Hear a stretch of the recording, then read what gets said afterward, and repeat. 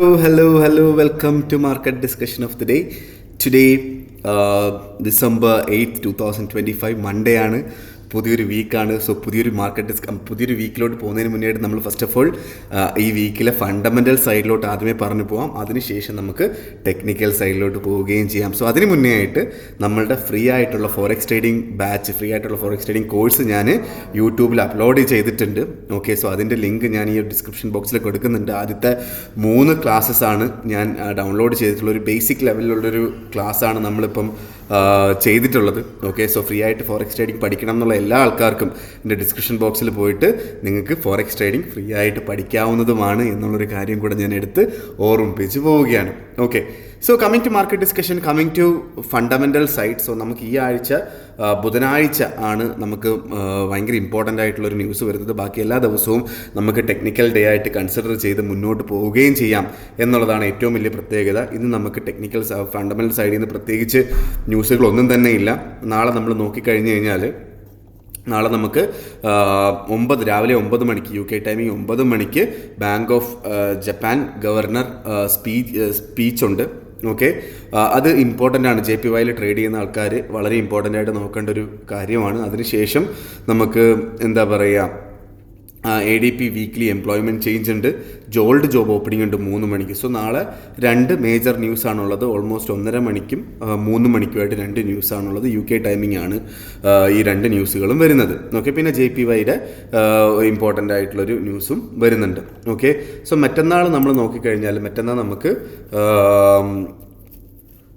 നമ്മളുടെ ഏറ്റവും ഇമ്പോർട്ടൻ്റ് ആയിട്ട് വൈകുന്നേരം 7 മണിക്കാണ് എനിക്ക് തോന്നുന്നത് ഇന്ത്യൻ ടൈമിംഗ്, രാത്രി 11:30 മണി 12:30 മണിക്കാണ് ഈ ന്യൂസ് എന്നുള്ളതാണ് എൻ്റെ വിശ്വാസം. നമ്മുടെ fed interest rate. Okay, so fed interest rate നമ്മളുടെ ഒരു കറണ്ട് സിറ്റുവേഷൻ നമ്മൾ നോക്കാൻ നേരത്ത് ഇൻട്രസ്റ്റ് റേറ്റ് മാറ്റാനായിട്ടുള്ളൊരു പോസിബിലിറ്റി വളരെ കുറവാണ്. ഓക്കെ, ഇൻട്രസ്റ്റ് റേറ്റ് കഴിഞ്ഞ വട്ടം ചേഞ്ച് ചെയ്തിട്ടുണ്ടായിരുന്നു. 4% നിന്ന് 3.75% ആയിട്ട് കുറച്ചിട്ടുണ്ടായിരുന്നു കഴിഞ്ഞ ഫെഡ് ഇൻട്രസ്റ്റ് റേറ്റിൽ. പക്ഷേ ആ ഇൻട്രസ്റ്റ് റേറ്റ് കുറച്ചില്ല. ഈ വട്ടം മാറ്റാനായിട്ടുള്ള പോസിബിലിറ്റിയൊക്കെ വളരെ കുറവാണ്. എന്നിരുന്നാലും ആ ഒരു സമയത്ത് നമ്മൾ മാറ്റിയില്ല എന്ന് പറഞ്ഞിട്ട് നമ്മൾ ട്രേഡ് എടുക്കാൻ പാടില്ല.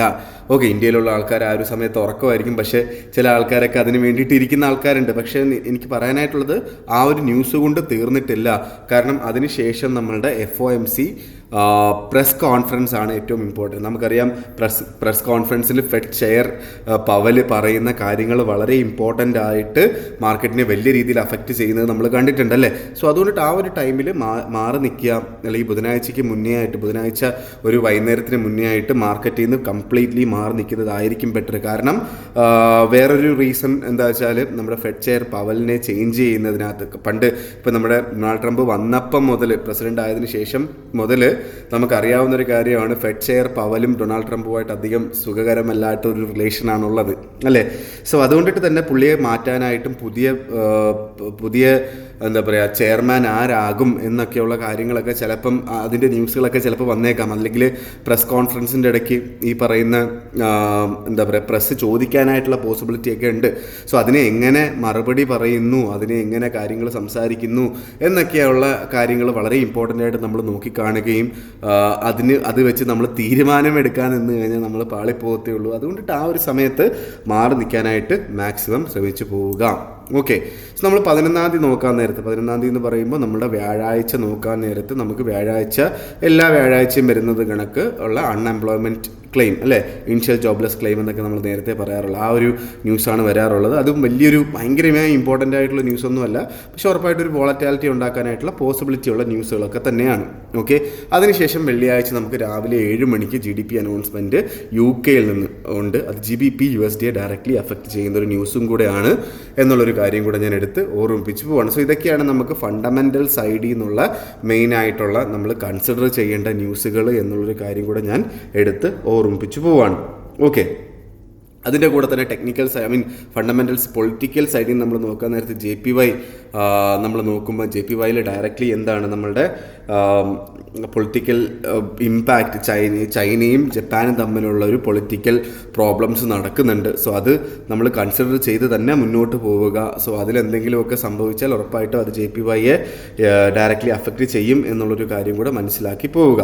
ഓക്കെ, സോ നമ്മൾ നേരെ നമ്മൾ ടെക്നിക്കൽ സൈഡിലോട്ട് വരുമ്പോൾ നമ്മൾ ടെക്നിക്കൽ സൈഡിൽ ഫസ്റ്റ് ഓഫ് ഓൾ നമ്മൾ JPY ആണ് ആദ്യമേ പറഞ്ഞു പോകുന്നത്. നമ്മൾ JPY തന്നെ പറയാം. JPY 155.488 എന്ന് പറയുന്ന റേഞ്ചിൽ നിൽക്കുന്നു. സോ ഇന്ന് നമുക്ക് മാർക്കറ്റ് താഴെ വന്നപ്പോൾ ഓൾമോസ്റ്റ് 154.894 വരെയൊക്കെയാണ് മാർക്കറ്റ് സഞ്ചരിച്ചിട്ടുള്ളത്. ഓക്കെ, സോ ഇവിടുന്ന് എന്ത് എന്ന് എൻ്റെ അടുത്ത് ചോദിച്ചാൽ നമുക്ക് ഇനി ഇപ്പോൾ 155.48 എന്ന് പറയുന്ന റേഞ്ചിൽ ഇപ്പോൾ നിൽക്കുന്നു. ഓക്കെ, സോ നമുക്ക് അടുത്ത ഒരു റെസിസ്റ്റൻസ് 150, ഈ ഒരു 155.5 എന്ന് പറയുന്ന ഈ ഒരു റേഞ്ച് ഒരു റെസിസ്റ്റൻസ് ആയിട്ട്, ഒരു മൈനർ റെസിസ്റ്റൻസ് ആയിട്ട് ആക്ട് ചെയ്യുന്ന സോണാണ്. ഓക്കെ, സോ ഇവിടുന്ന് നമ്മൾ റെസിസ്റ്റ് ചെയ്ത് താഴോട്ട് പോകാനും അല്ലെങ്കിൽ മുകളിൽ പോയി 156 തട്ടി ചെയ്തിട്ട് താഴോട്ട് പോകാനായിട്ടുള്ളൊരു പോസിബിലിറ്റിയാണ് കാണുന്നത്. ഓക്കെ, സോ അങ്ങനെയാണെങ്കിൽ ഈ ആഴ്ചത്തെ റേഞ്ച്, ആദ്യമേ നമുക്ക് റേഞ്ചിനെ കുറിച്ച് സംസാരിക്കാം. സോ ഇന്ന് നമ്മൾ അവസാനിക്കുന്നത് 155ൻ്റെ മുകളിലാണ്, 156ൻ്റെ മുകളിലും നാളെ രാവിലെ 7:30 മണിക്ക് 156ൻ്റെ മുകളിലുമാണ് എങ്കിൽ നമുക്ക് ഈ ആഴ്ച 156 to 158 റേഞ്ച് നമുക്ക് പ്രതീക്ഷിക്കുകയും ചെയ്യാം. ഇല്ലാത്ത പക്ഷം 156ൻ്റെ അവിടുന്ന് റെസിസ്റ്റ് ചെയ്ത് താഴോട്ട് പോയി 156 to 154 എന്ന് പറയുന്ന റേഞ്ചിലായിരിക്കും മാർക്കറ്റ് എന്നുള്ളൊരു കാര്യമാണ് എനിക്ക് ഫസ്റ്റിൽ പറഞ്ഞു പോകാനായിട്ടുള്ളത്. അതുകൊണ്ടിട്ട് തന്നെ നമ്മുടെ ഓപ്പർച്യൂണിറ്റി എന്ന് പറഞ്ഞു കഴിഞ്ഞാൽ 155ൻ്റെ അവിടെ നിന്ന് വേണമെങ്കിൽ ഒരു മൈനർ സപ്പോർട്ട് അവിടെ ഉണ്ട്. ഓക്കെ, അവിടുന്ന് ഞാൻ എന്തായാലും ബൈ ചെയ്യത്തില്ല. നിങ്ങൾക്ക് വേണമെങ്കിൽ ബൈ ചെയ്യാം, പക്ഷേ പ്രോപ്പറായിട്ടുള്ളൊരു ബൈ എൻട്രി എന്ന് പറയുന്നത് 154 ആക്ച്വലി നമ്മളുടെ പ്രോപ്പറായിട്ടുള്ളൊരു ബൈ എൻട്രി എന്ന് പറയുന്നത്. ഓക്കെ, പക്ഷേ 154.50 അടുത്ത് കിട്ടിക്കഴിഞ്ഞാൽ ടൈറ്റായിട്ട് സ്റ്റോപ്പ് ലോസ് ഇട്ടുകൊണ്ട് 154.20 അവിടെയൊക്കെ സ്റ്റോപ്പ് ലോസ് ഇട്ടുകൊണ്ട് നമുക്ക് ബൈ ചെയ്യാം. ഈ ഓപ്പർച്യൂണിറ്റി നമുക്ക് വ്യാഴാഴ്ചയും കിട്ടിയതാണ്, കഴിഞ്ഞ വെള്ളിയാഴ്ചയും കിട്ടിയതാണ് അല്ലേ. 154.5 എന്ന് പറയുന്ന സ്ഥലത്ത് നിന്ന് നമുക്കുള്ളൊരു ബൈ എൻട്രി നമുക്ക് വ്യാഴാഴ്ചയും കിട്ടി, വെള്ളിയാഴ്ചയും പ്രോഫിറ്റ് തന്നെയാണ് കിട്ടിയത് അല്ലേ. സോ അത് തന്നെയാണ് വീണ്ടും നമുക്ക് എടുക്കാം. നമുക്ക് രണ്ട് ഓപ്പർച്യൂണിറ്റി തന്നെ സ്ഥലമാണ്. അതുകൊണ്ടിട്ട് തന്നെ അവിടെ സ്റ്റോപ്പ് ലോസ് ഇല്ലാതെ ചെയ്യരുത്. 154.20 അവിടെ സ്റ്റോപ്പ് ലോസും വെച്ച് ടൈറ്റായിട്ട് ഒരു 30 പിപ്സിൻ്റെ സ്റ്റോപ്പ് ലോസ് നമ്മൾ വെക്കുന്നുണ്ട്.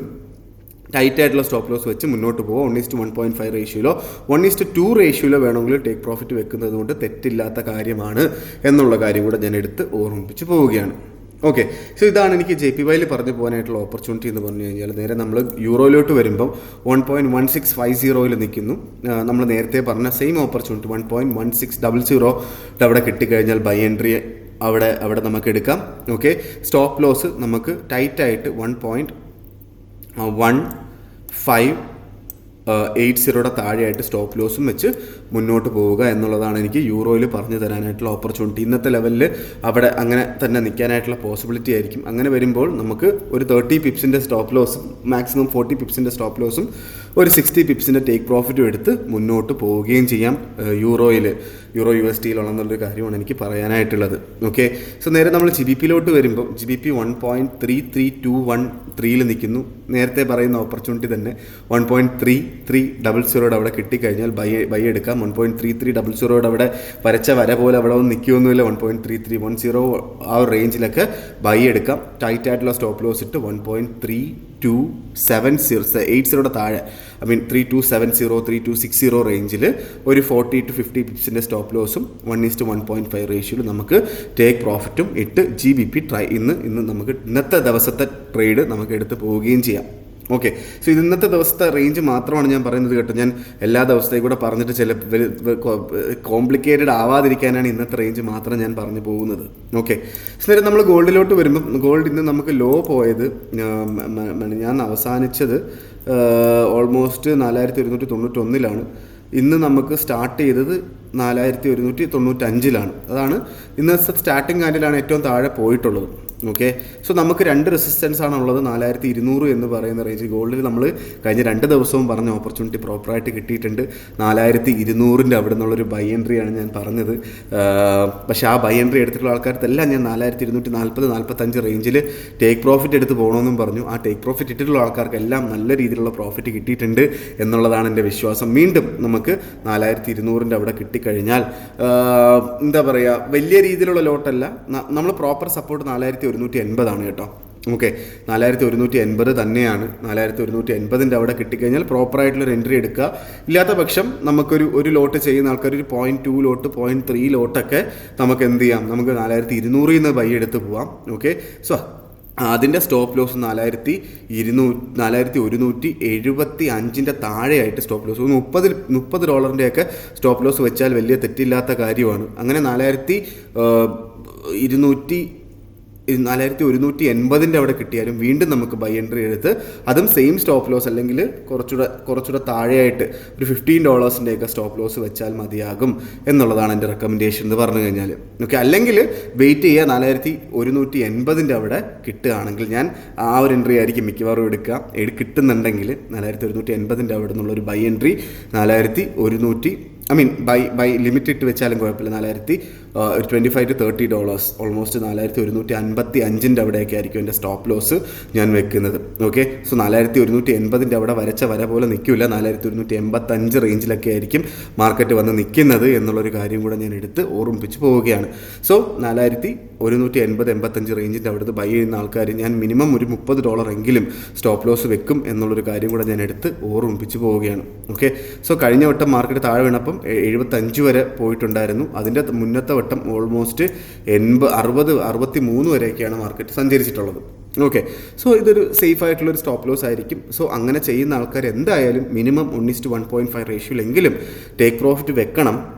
അത് മാത്രമല്ല, നിങ്ങൾ ബിഗിനേഴ്സ് ആയിട്ടുള്ള ആൾക്കാരാണെങ്കിൽ ടേക്ക് പ്രോഫിറ്റ് വെക്കാതെ ഒരു കാരണവശാലും ട്രേഡ് ചെയ്യരുത് എന്നുള്ളൊരു കാര്യം കൂടെ ഞാൻ എടുത്ത് ഓർമ്മിപ്പിച്ചുകൊണ്ട് ഇന്നത്തെ ദിവസത്തെ ഈ ഒരു മാർക്കറ്റ് ഡിസ്കഷൻ ഞാൻ കൺക്ലൂഡ് ചെയ്യാണ്. എൻ്റെ വീഡിയോ നമ്മുടെ forex trading basic course video കണ്ടിട്ടില്ലാത്ത എല്ലാ ആൾക്കാരും അത് കാണണം, കണ്ട അഭിപ്രായങ്ങൾ പറയണം, കമൻ്റ് ഇടണം.